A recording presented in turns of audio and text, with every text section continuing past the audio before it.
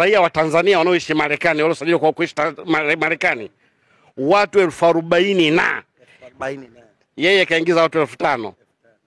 Inakuingia akilini? Na kuna Watanzania wangapi hawamjui Dynamo?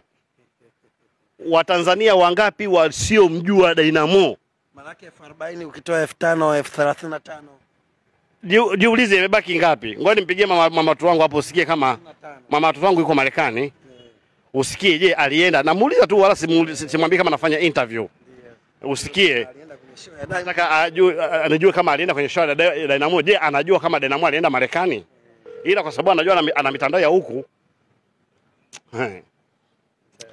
Wewe huwezi kusema kwamba ni msanii mkubwa uende Marekani kaingiza watu 5,000 bwana.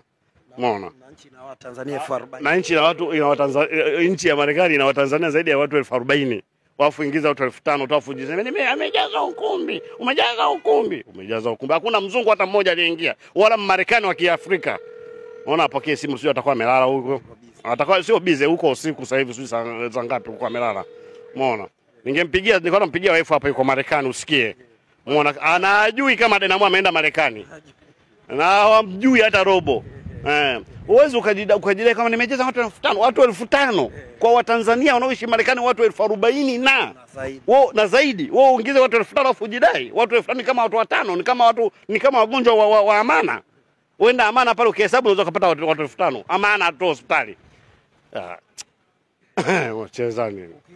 Tukisema kwenye show bwana labda tumepigwa, watu watakwambia kwamba alikuwa Ufaransa kwenye show ya mavazi. Ufaransa watu wangapi wanaenda Ufaransa bwana? Watu wanaenda mavazi. Show ya mavazi na Dynamo kwa kujichomeka. Anajua kujichomeka bwana. Lakini mjanja. Wallahi mjanja. Mimi nampenda kwa sababu ni mjanja. Kwa sababu gani? Alipoona Pididi sasa hivi yuko ndani.